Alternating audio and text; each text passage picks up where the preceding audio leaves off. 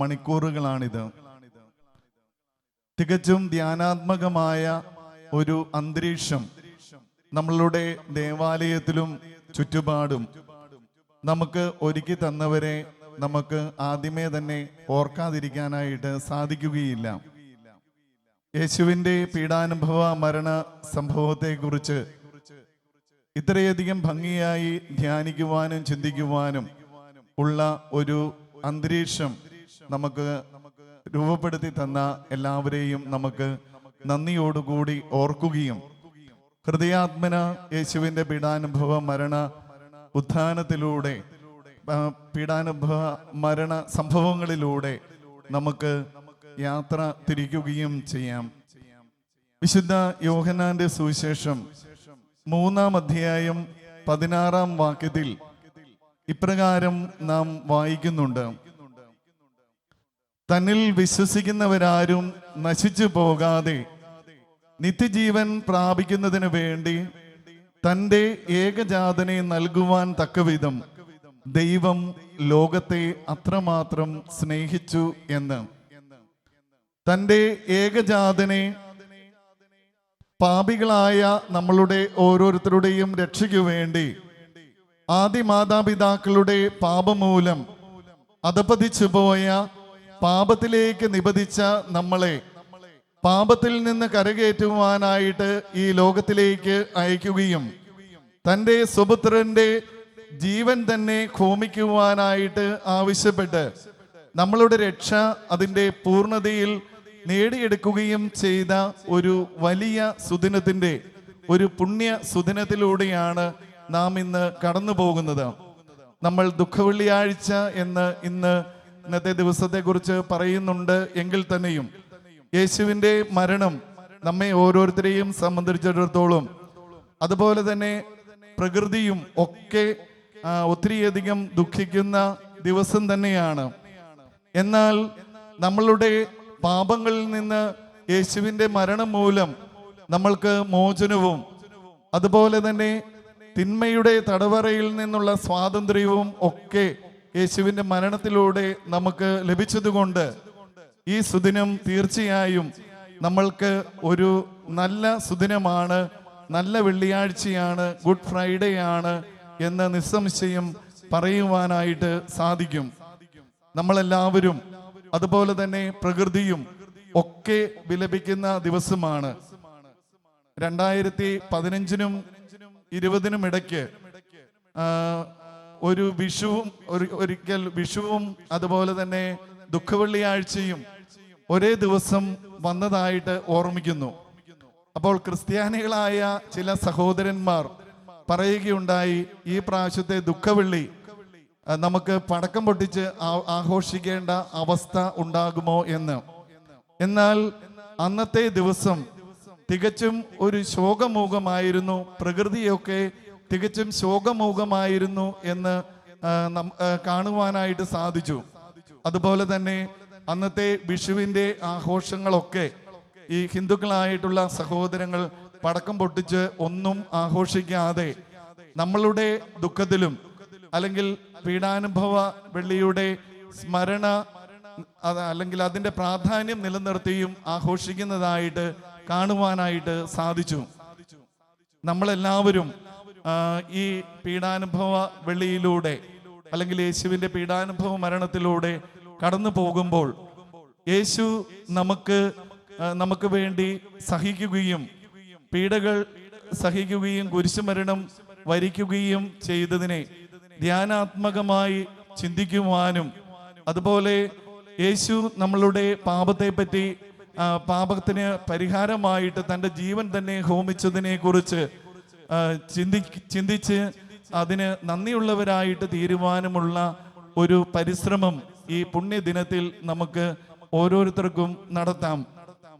നമുക്കറിയാം, യേശുവിൻ്റെ ജീവിതം മുഴുവൻ ദൈവത്തിൻ്റെ ഹിതപ്രകാരമുള്ള അല്ലെങ്കിൽ ദൈവത്തിൻ്റെ പദ്ധതി അനുസരിച്ചുള്ള ഒരു ജീവിതമായിരുന്നു എന്ന് നമുക്ക് കാണുവാനായിട്ട് സാധിക്കും. നമ്മളെല്ലാവരും ദൈവിക പദ്ധതികൾക്ക് അനുസരിച്ച് ജീവിക്കുവാനായിട്ട് വിളിക്കപ്പെട്ടവരാണ്. അല്ലെങ്കിൽ ദൈവിക പദ്ധതിയോട് അനുരൂപപ്പെടുവാനായിട്ടും ക്രിയാത്മകമായിട്ട് സഹകരിക്കുവാനായിട്ടുമുള്ള കടമയും ഉത്തരവാദിത്വവും ക്രിസ്ത്യാനികളായ നമുക്കെല്ലാവർക്കും ഉണ്ട് എന്നുള്ള ബോധ്യം നമുക്ക് ഓരോരുത്തർക്കും ഉണ്ടാകണം.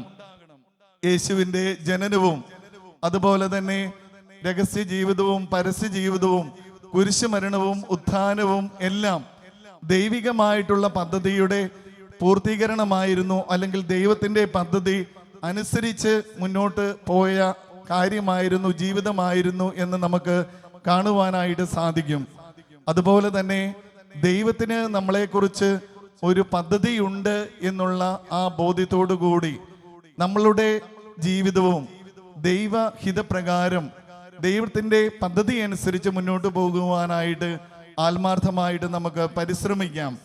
പലപ്പോഴും നമ്മളുടെ ജീവിതത്തിൽ നമുക്കെല്ലാവർക്കും നമ്മളുടെ ജീവിതം തന്നെ വേണ്ടായിരുന്നു, അല്ലെങ്കിൽ ജീവിതത്തിൽ ഒരു അർത്ഥവും നമുക്ക് ഇല്ല എന്നുള്ള ചിന്താഗതിയും, അല്ലെങ്കിൽ പലപ്പോഴും ജീവിതം അവസാനിപ്പിച്ചേക്കാം, പാഴ്ജന്മമാണ് നമ്മളുടെ ജീവിതമെന്നൊക്കെ നമ്മളെല്ലാവരും ഒരു പരിധിവരെ പലപ്പോഴും ചിന്തിച്ചിട്ടുള്ള വ്യക്തിത്വങ്ങളാകാം.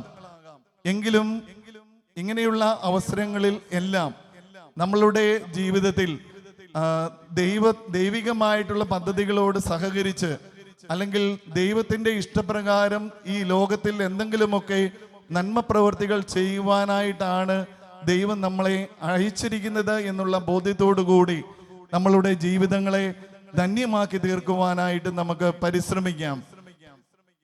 ഓശാന ഞായറാഴ്ച നാം വായിച്ചു കേട്ട ബൈബിൾ ഭാഗത്ത് യേശു തൻ്റെ ജെറൂസലേം യാത്രയ്ക്ക് തിരഞ്ഞെടുത്ത മൃഗത്തെക്കുറിച്ച്, അല്ലെങ്കിൽ അതിനെ കൊണ്ടുവരുവാനായിട്ട്, കഴുതയെ കൊണ്ടുവരുവാനായിട്ട് പറഞ്ഞു വിടുമ്പോൾ യേശു പറഞ്ഞ് തൻ്റെ ശിഷ്യന്മാരെ ഓർമ്മപ്പെടുത്തുന്നുണ്ട്, ആരെങ്കിലും നിങ്ങളുടെ ഉദ്യമത്തിൽ നിങ്ങളെ തടഞ്ഞാൽ ഗുരുവിന് അവയെ കൊണ്ട് ആവശ്യമുണ്ട് എന്ന്.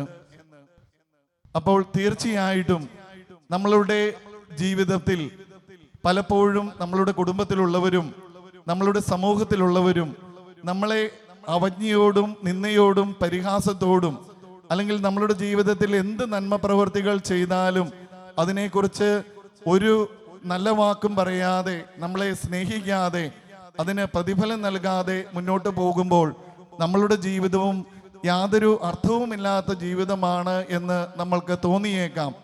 ഈ അവസരത്തിലൊക്കെ നമുക്ക് യേശു തൻ്റെ ശിഷ്യന്മാരോട് പറഞ്ഞു വിട്ട വാചകം നമുക്ക് നമ്മളുടെ ഓർമ്മയിൽ കൊണ്ടുവരാം.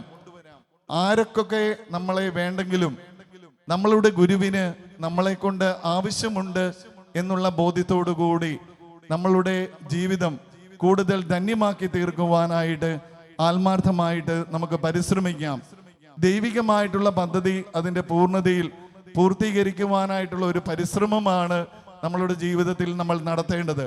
പലപ്പോഴും നമ്മളെല്ലാവരും ഒത്തിരിയധികം വിശ്വസിച്ചും ആത്മാർത്ഥമായും ദൈവത്തോട് പ്രാർത്ഥിക്കുന്ന വ്യക്തിത്വങ്ങളാണ്.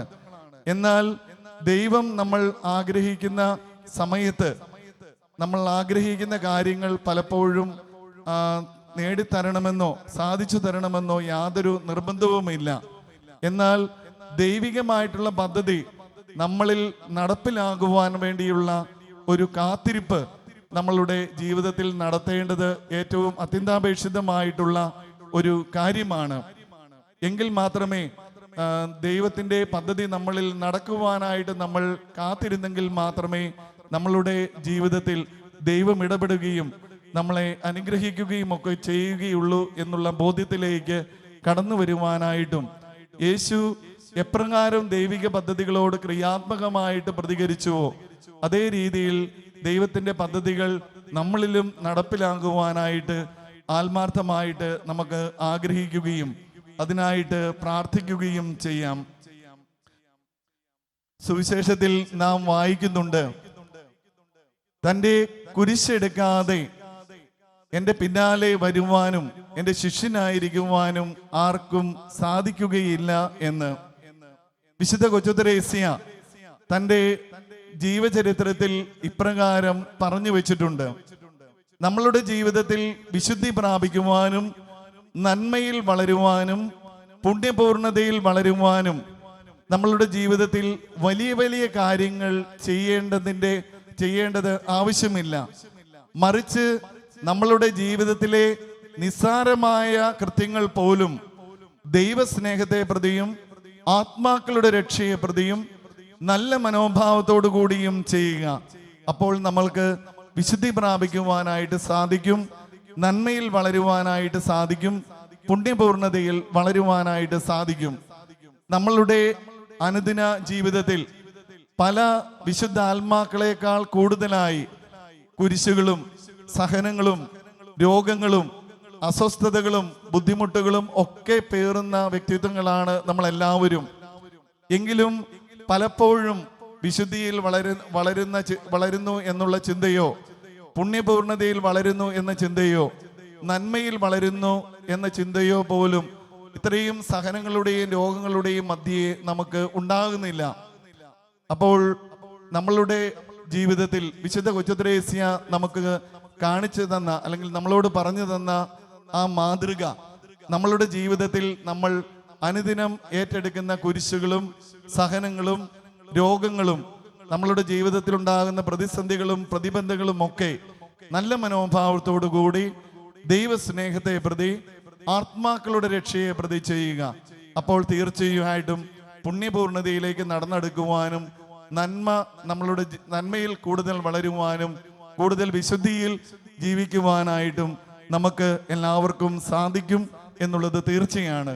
അതുകൊണ്ട് നമ്മളുടെ ജീവിതത്തിൽ നമ്മൾ ഏറ്റെടുക്കുന്ന ചെറിയ കുരിശുകളും സഹനങ്ങളും പോലും ഈ നല്ല മനോഭാവത്തോടു കൂടി സ്വീകരിക്കുവാനായിട്ടുള്ള ഒരു പരിശ്രമം നമ്മളുടെ ഓരോരുത്തരുടെയും ജീവിതത്തിൽ നടത്തുവാനും കൂടുതൽ പുണ്യപൂർണതയിലേക്ക് നടന്നെടുക്കുവാനും നമുക്ക് ആത്മാർത്ഥമായിട്ട് പരിശ്രമിക്കാം.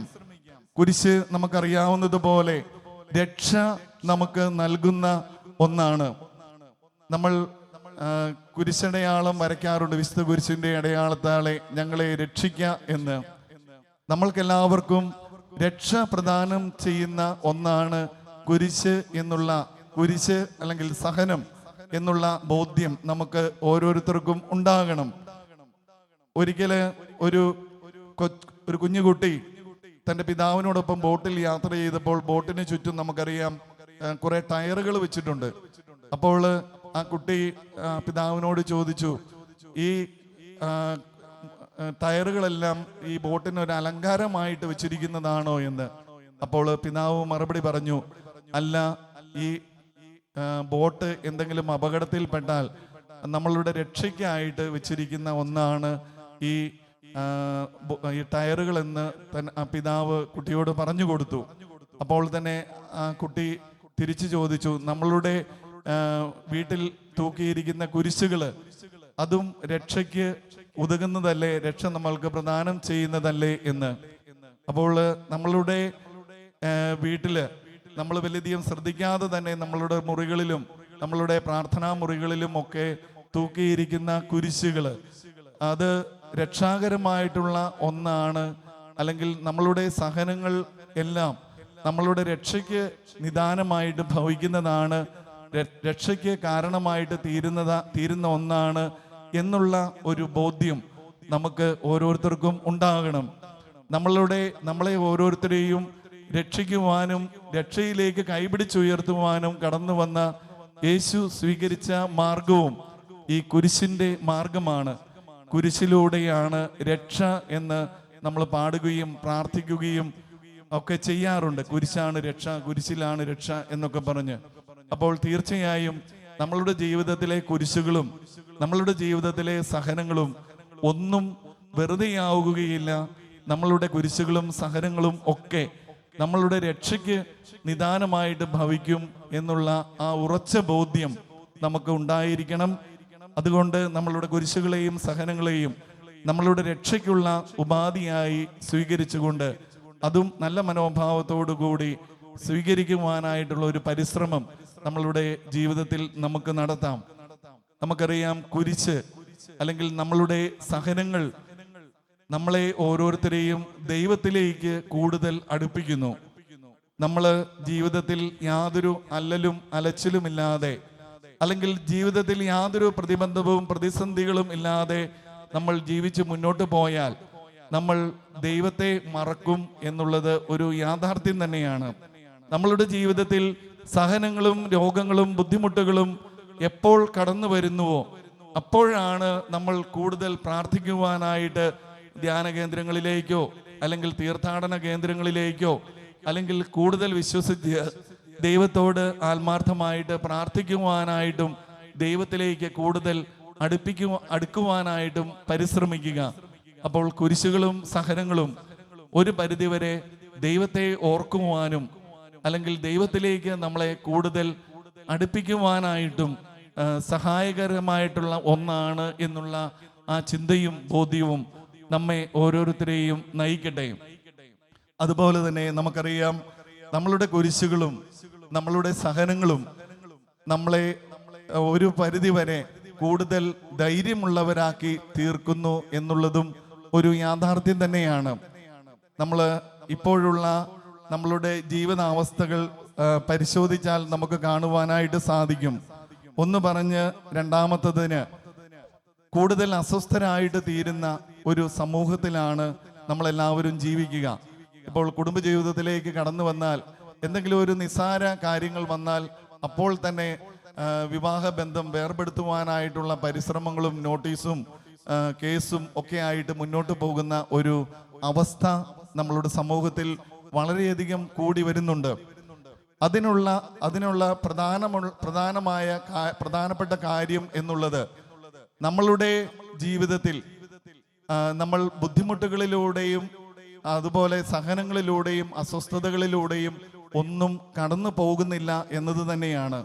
നമുക്കറിയാം, ഇപ്പോഴുള്ള കുഞ്ഞുങ്ങളെയൊക്കെ നമ്മൾ വളർത്തിക്കൊണ്ട് വരുന്ന രീതി വളരെ മോശമാണ്. അല്ലെങ്കിൽ മോശമാണെന്നുള്ളതല്ല, അത് അവരെ ഒരു പ്രതിസന്ധി ഘട്ടങ്ങളിൽ പിടിച്ചു നിൽക്കുവാനായിട്ട് സഹായിക്കുന്ന ഒന്നല്ല എന്നുള്ളത് ഒരു തീർച്ചയായ സംഗതി തന്നെയാണ്. അത് നമ്മൾ മനസ്സിലാക്കണം. യാതൊരു അലച്ചിലും ഇല്ലാതെ ഒരു ഗ്ലാസ് വെള്ളം പോലും എടുത്ത് തനിയെ കുടിക്കുവാനായിട്ട് അത് അത്രയും സമയം പോയി കഴിഞ്ഞാൽ എന്തെങ്കിലും പഠനത്തിൻ്റെ കുറവ് വരുമോ, അല്ലെങ്കിൽ അയ്യോ എൻ്റെ കൊച്ചൊത്തിരി കഷ്ടപ്പെടുവോ, അപ്പോൾ ഒരു ഗ്ലാസ് വെള്ളം പോലും എടുത്ത് കുടിക്കുവാനായിട്ട് കുട്ടികളോട് പറയുവാനോ അല്ലെങ്കിൽ അങ്ങനെ ഒരു ബോധ്യം അവർക്ക് ഉണ്ടാക്കുവാനോ അല്ലെങ്കിൽ ഒരു ചെറിയ ഒരു ത്യാഗമെങ്കിലും ജീവിതത്തിൽ ഏറ്റെടുക്കുവാനായിട്ട് അവരെ സഹായിക്കുവാനോ മാതാപിതാക്കള് സന്നദ്ധരാകുന്നില്ല. അവരെല്ലാവരും ഈ ബ്രോയിലർ കോഴിയെ പോലെ ഇങ്ങനെ ഭക്ഷണമൊക്കെ കൊടുത്ത് വെള്ളമൊക്കെ കൊടുത്ത് ശാന്തരായിട്ട് ഉറക്കി അങ്ങനെ അങ്ങോട്ട് കൊണ്ടുപോവുകയാണ്.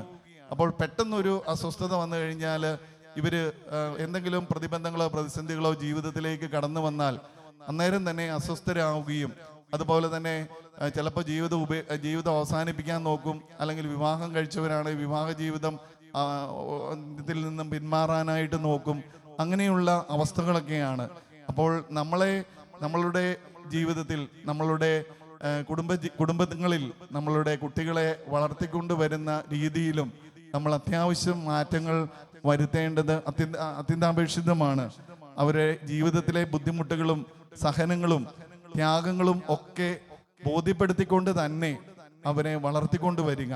അപ്പോൾ ജീവിതത്തിൽ വലിയ പ്രതിസന്ധികൾ ഏറ്റെടുക്കേണ്ട സമയം വരുമ്പോൾ അതിനെ അതിജീവിക്കുവാനായിട്ടും അതുപോലെ തന്നെ ഒരു നല്ല മനോഭാവത്തോടു കൂടി അവരുടെ ജീവിതത്തിലെ കുരിശുകളും സഹനങ്ങളും പ്രതിബന്ധങ്ങളും ഒക്കെ ഏറ്റെടുക്കുവാനായിട്ട് അവർക്ക് സാധിക്കുകയും ചെയ്യും.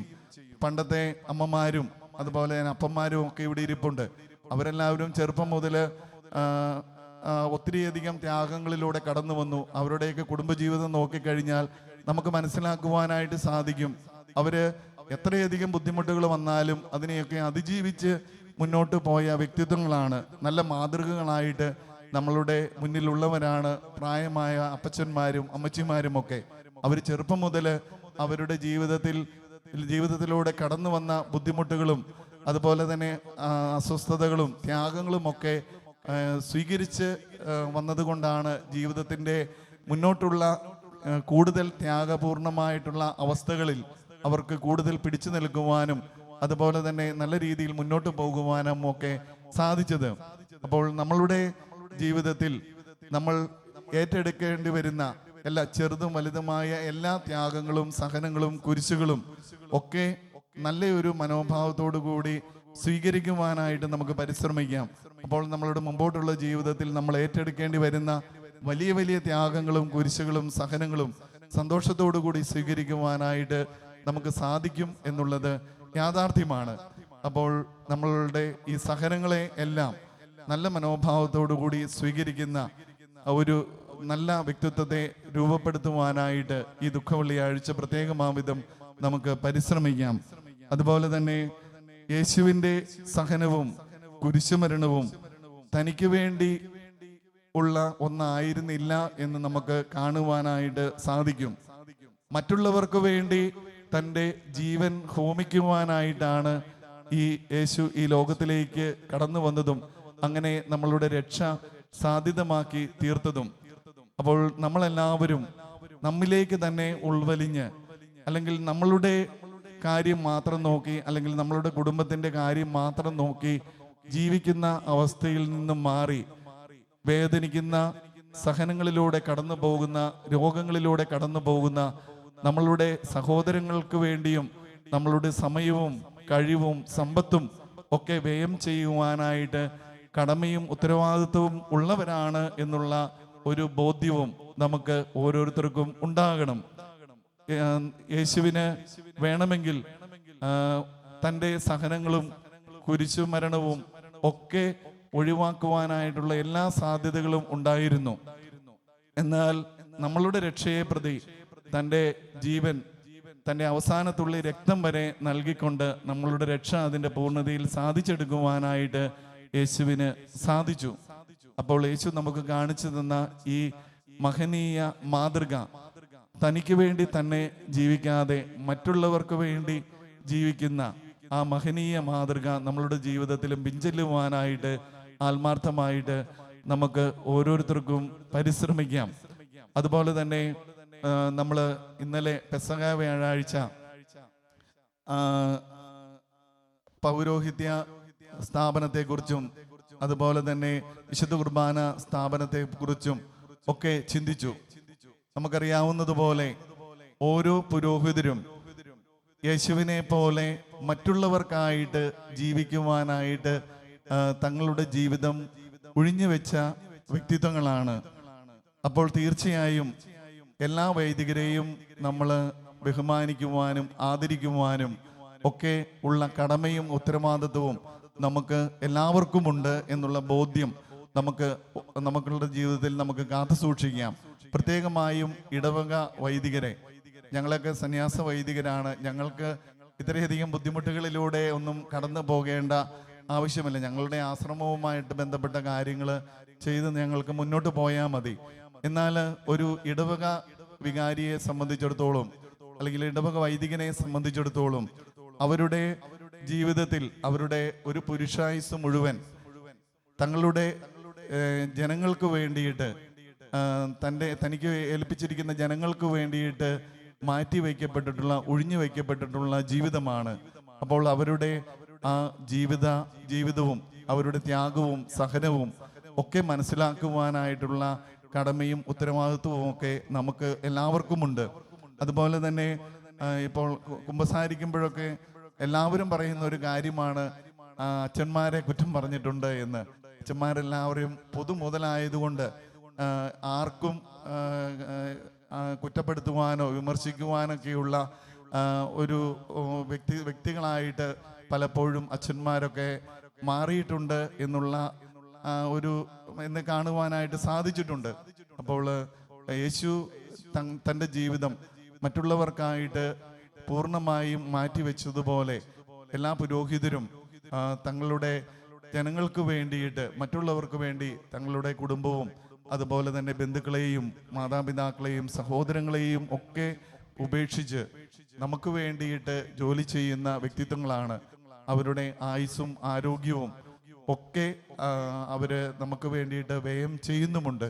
അപ്പോൾ അത് മനസ്സിലാക്കി, കുറവുകൾ എല്ലാവർക്കുമുണ്ട്. ഇപ്പോൾ ഒരു കുടുംബത്തിൽ 5 മക്കളുണ്ടെങ്കിൽ 5 പേർക്കും പല സ്വഭാവങ്ങളാണ്. എല്ലാവരും ഒരേ രീതിയിലായിരിക്കണമെന്ന് പറയുവാനായിട്ട് നമുക്ക് ആർക്കും സാധിക്കുകയില്ല. അപ്പോൾ ഇന്നലെ ഞാനൊരു പള്ളിയിൽ പ്രസംഗം പറഞ്ഞപ്പോഴും ഞാൻ ഈ കാര്യം തന്നെ പറഞ്ഞു. എല്ലാവരെയും നല്ല രീതിയിൽ സ്നേഹിക്കുവാനായിട്ടുള്ള എല്ലാ വൈദികരെയും സ്നേഹിക്കുവാനും അവർക്ക് വേണ്ടി പ്രാർത്ഥിക്കുവാനും, അതുപോലെ തന്നെ പ്രതിബന്ധങ്ങളിലൂടെയും പ്രതിസന്ധികളിലൂടെയും സഭ കടന്നു പോകുമ്പോൾ അവരോടൊത്ത് ആയിരിക്കുവാനുമുള്ള ഒരു പരിശ്രമവും നമ്മളുടെ ജീവിതത്തിൽ നമ്മൾ നടത്തേണ്ടത് ആവശ്യമാണ്. അപ്പോൾ നമ്മൾക്ക് വേണ്ടി മാത്രം ജീവിക്കുന്നവരാകാതെ മറ്റുള്ളവരുടെ വേദനകളും കഷ്ടപ്പാടുകളും സഹനങ്ങളും രോഗങ്ങളും കാണുവാനും അവരിലേക്ക് ഇറങ്ങിച്ചെല്ലുവാനായിട്ട് നമുക്ക് പരിശ്രമിക്കാം. അതുപോലെ രാവിലെ അച്ഛന് പറഞ്ഞതുപോലെ നമ്മളുടെ യേശു നമുക്ക് വേണ്ടിയിട്ട് മുറിയപ്പെട്ടവനാണ്, മറ്റുള്ളവർക്ക് വേണ്ടിയിട്ട് മുറിയപ്പെട്ടവനാണ്. നമ്മളുടെ കുടുംബങ്ങളിലും നമ്മളുടെ സമൂഹത്തിലും നമ്മൾ അറിഞ്ഞും അറിയാതെയും നമ്മൾ മറ്റുള്ളവർക്ക് വേണ്ടിയിട്ട് മുറിയപ്പെടുന്നുണ്ട് എന്നുള്ള ബോധ്യം നമുക്ക് ഉണ്ടാകണം. നമ്മൾ മാതാപിതാക്കൾ മക്കൾക്ക് വേണ്ടിയിട്ടും മക്കൾ മാതാപിതാക്കൾക്ക് വേണ്ടിയിട്ടും ഒക്കെ മുറിയപ്പെടുന്ന ജീവിതത്തിലൂടെയാണ് നമ്മൾ കടന്നു പോകുന്നത്. അതുപോലെ തന്നെ ഇടവക വൈദികര് തങ്ങളുടെ ജനത്തിനു വേണ്ടിയിട്ടും ഒക്കെ അനുദിനം മുറിയപ്പെടുകയും അവരുടെ ആയുസ്സും ആരോഗ്യവും ഒക്കെ തങ്ങൾക്ക് വേണ്ടിയിട്ട് മറ്റുള്ളവർക്ക് വേണ്ടിയിട്ട് നീക്കിവെക്കുകയും ഒക്കെ ചെയ്യുന്നുണ്ട്. അപ്പോൾ ഈ നമ്മൾ ചെയ്യുന്ന അല്ലെങ്കിൽ നമ്മളുടെ ഈ മുറിവുകൾ അല്ലെങ്കിൽ നമ്മളുടെ ഈ മുറിക്കപ്പെടലുകൾ എല്ലാം മറ്റുള്ളവരുടെ നന്മയ്ക്കായിട്ട് ഉതകുന്നു. അത് നല്ലൊരു ചിന്തയോടും നല്ല മനോഭാവത്തോടു കൂടി ചെയ്യുവാനായിട്ടും ആത്മാർത്ഥമായിട്ട് നമുക്ക് ഓരോരുത്തർക്കും പരിശ്രമിക്കാം. അങ്ങനെ ഈ ദുഃഖവെള്ളിയാഴ്ച ആചരണം തികച്ചും മറ്റുള്ളവർക്ക് വേണ്ടിയിട്ട് നമ്മളുടെ ജീവിതത്തിലെ സഹനങ്ങളും കുരിശുകളും സന്തോഷപൂർവ്വം ഏറ്റെടുക്കുന്നതിനോടൊപ്പം മറ്റുള്ളവരുടെ സഹനങ്ങളും ദുഃഖങ്ങളും രോഗങ്ങളും കാണുവാനും അവരെ സഹായിക്കുവാനുമുള്ള ഒരു പരിശ്രമം നടത്തേണ്ട ദിവസമാണ്. എങ്കിൽ മാത്രമേ യേശു നമുക്ക് കാണിച്ചു തന്ന ആ മഹനീയ മാതൃക നമ്മളുടെ ജീവിതത്തിലും പിൻചൊല്ലുവാനും സാംശീകരിക്കുവാനും നമുക്ക് സാധിക്കുകയുള്ളൂ എന്നുള്ള ആ ബോധ്യത്തിലൂടെ നമ്മളുടെ ഈ ദുഃഖവെള്ളി ആചരണവും അതുപോലെ തന്നെ തുടർന്നുള്ള നമ്മളുടെ ജീവിതവും നമുക്ക് അതേ രീതിയിൽ കരുപിടിപ്പിക്കുവാനായിട്ട് ആത്മാർത്ഥമായിട്ട് പരിശ്രമിക്കാം. നമ്മളുടെ കർത്താവ് ഈശോ മിശിഹായുടെ മരണം നമ്മൾക്ക് രക്ഷ നേടിത്തന്നതിൽ പൂർണ്ണമായിട്ടും സന്തോഷിച്ചുകൊണ്ട് നമ്മളുടെ ജീവിതത്തിൽ വളരെ സന്തോഷപൂർവ്വം യേശുവിനോട് നന്ദിയുള്ളവരായിട്ട് തീരുവാനായിട്ടും യേശു നമുക്ക് കാണിച്ചു തന്ന മാതൃകകൾ നമ്മുടെ ജീവിതത്തിൽ പിൻചൊല്ലുവാനായിട്ടും ആത്മാർത്ഥമായിട്ട് നമുക്ക് ആഗ്രഹിക്കാം. അതിനായിട്ട് പ്രാർത്ഥിക്കുകയും പരിശ്രമിക്കുകയും ചെയ്യാം.